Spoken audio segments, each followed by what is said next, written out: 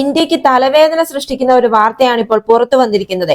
53 വർഷത്തിന് ശേഷം പാകിസ്ഥാൻ സൈന്യം ഇപ്പോൾ ബംഗ്ലാദേശിൽ തിരിച്ചെത്തിയിരിക്കുന്നു. ഒരു ജനറൽ ഉൾപ്പെടെയുള്ള മുതിർന്ന സൈനിക ഉദ്യോഗസ്ഥർ ഉടൻ തന്നെ ബംഗ്ലാദേശ് സന്ദർശിച്ചേക്കുമെന്ന റിപ്പോർട്ടുകളാണ് ഇപ്പോൾ പുറത്തു വരുന്നത്.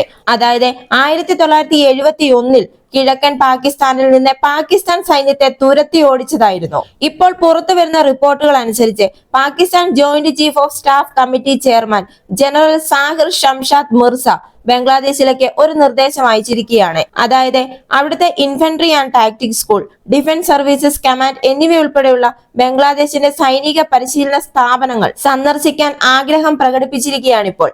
ബംഗ്ലാദേശ് ആർമി സ്റ്റാഫ് കോളേജിലെ യുവ ഓഫീസർമാരെ അതിഥി സ്പീക്കറായി അഭിസംബോധന ചെയ്യാനുള്ള ആഗ്രഹവും അദ്ദേഹം ഇപ്പോൾ പ്രകടിപ്പിച്ചിരിക്കുകയാണ്. ഈ നിർദ്ദേശം ബംഗ്ലാദേശ് ഇപ്പോൾ അംഗീകരിച്ചതായും റിപ്പോർട്ടുണ്ട്. കൃത്യമായ തീയതികൾ ഇതുവരെ പ്രഖ്യാപിച്ചിട്ടില്ല എങ്കിലും സന്ദർശനത്തെ കുറിച്ചുള്ള പ്രാഥമിക ചർച്ചകൾ ഇതിനകം തന്നെ നടന്നു കഴിഞ്ഞു. ഷെയ്ഖ് ഹസീനയെ അധികാരത്തിൽ നിന്ന് പുറത്താക്കുകയും മുഹമ്മദ് യൂനുസ് 1ാം സ്ഥാനം വഹിക്കുകയും ചെയ്തതോടെ ബംഗ്ലാദേശ് പാകിസ്ഥാനുമായി ഇപ്പോൾ കൂടുതൽ അടുത്തിരിക്കുകയാണ്. 2022 ഷെയ്ഖ് ഹസീന പാക് യുദ്ധക്കപ്പൽ PNS തൈമൂറിനെ ചിറ്റഗോങ്ങിൽ ഡോക്ക് ചെയ്യാൻ അനുമതിയും നിഷേധിച്ചിരുന്നു. ആ സ്ഥാനത്താണ് ഇപ്പോൾ ബംഗാൾ ഉൾക്കടലിൽ പാകിസ്ഥാൻ നാവികസേനയുമായി ചേർന്ന് സംയുക്ത നാവിക അഭ്യാസത്തിന് ബംഗ്ലാദേശ് ഒരുങ്ങുന്നതായിട്ടുള്ള റിപ്പോർട്ടുകളും പുറത്തു വരുന്നത്. അതുപോലെ തന്നെ 2025 നടക്കുന്ന ബഹുരാഷ്ട്ര നാവിക അഭ്യാസമായ AMAN ബംഗ്ലാദേശ് പങ്കെടുക്കുമെന്ന റിപ്പോർട്ടുകളും ഇപ്പോൾ പുറത്തു വരുന്നുണ്ട്. ഫെബ്രുവരി 7 മുതൽ ഫെബ്രുവരി 11 വരെ കറാച്ചിയിലാണ് ഈ അഭ്യാസം നടക്കുക. ഇരു രാജ്യങ്ങളും തമ്മിലുള്ള വളർന്നു വരുന്ന തന്ത്രപരമായ ബന്ധത്തെക്കുറിച്ച് പ്രതിരോധ വിദഗ്ധൻ മേജർ ജനറൽ അശോക് കുമാർ പ്രസ്താവിച്ചിരുന്നു.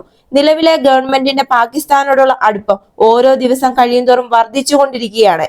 പാകിസ്ഥാൻ നയതന്ത്രജ്ഞരും സൈനിക സ്ഥാപന മേധാവികളും ബംഗ്ലാദേശുമായി അടുത്ത ബന്ധത്തിനുള്ള ആഗ്രഹം പ്രകടിപ്പിക്കുന്നുമുണ്ട്. ഇതിപ്പോൾ ഇന്ത്യക്ക് വെല്ലുവിളി ഉയർത്താനുള്ള സാധ്യതയാണ്. അതായത് ഷെയ്ഖ് ഹസീനയുടെ സർക്കാരിനെ താഴെയിറക്കുന്നതിൽ പാകിസ്ഥാൻ ജമാഅത്ത് നിർണായക പങ്ക് വഹിച്ചിരുന്നു. ഇപ്പോഴിതാ ബംഗ്ലാദേശിൽ വീണ്ടും പിടിമുറുക്കാൻ തുടങ്ങിയിരിക്കുകയാണ് പാകിസ്ഥാൻ. കഴിഞ്ഞ 5 വർഷമായി നിർത്തിവെച്ചിരുന്ന ഇസ്ലാമാബാദിൽ നിന്ന് ധാക്കയിലേക്കുള്ള നേരിട്ടുള്ള വിമാന സർവീസും ഇപ്പോൾ പുനരാരംഭിച്ചു. അതുപോലെ തന്നെ മുഹമ്മദ് യൂനുസിന്റെ നേതൃത്വത്തിലുള്ള ബംഗ്ലാദേശ് ഇടക്കാല സർക്കാരും പാകിസ്ഥാന് വിസ ഇളവുകളും പ്രഖ്യാപിച്ചിട്ടുണ്ട്. അതുപോലെ തന്നെ ജനുവരിയിൽ നടക്കാനിരിക്കുന്ന വ്യാപാര പ്രദർശനത്തിൽ പങ്കെടുക്കാൻ ബംഗ്ലാദേശ് പാകിസ്ഥാനെ ക്ഷണിച്ചിട്ടുമുണ്ട്. അതുപോലെ പാകിസ്ഥാന്റെ സാധനങ്ങളെ പരിശോധനയിൽ നിന്ന് ഒഴിവാക്കി പാകിസ്ഥാനിൽ നിന്നുള്ള ചരക്ക് കപ്പലുകൾ ബംഗ്ലാദേശിലെ ചിറ്റഗോങ് തുറമുഖത്ത് നേരിട്ട് ഡോക്ക് ചെയ്യാനുള്ള ഒരുക്കങ്ങളും ഇപ്പോൾ സജ്ജമാണ്. ഇതിൽ നിന്ന് മനസ്സിലാകുന്നത് പാകിസ്ഥാനും ബംഗ്ലാദേശും ഒരുമിച്ച് മുന്നോട്ട് പോകാനുള്ള ഒരു ധാരണയിലാണ്.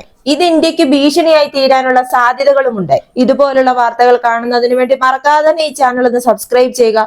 ഈ വീഡിയോ ഇഷ്ടമായെങ്കിൽ ഒരു ലൈക്ക് തരിക. അടുത്ത വീഡിയോയുമായി വീണ്ടും കാണാം.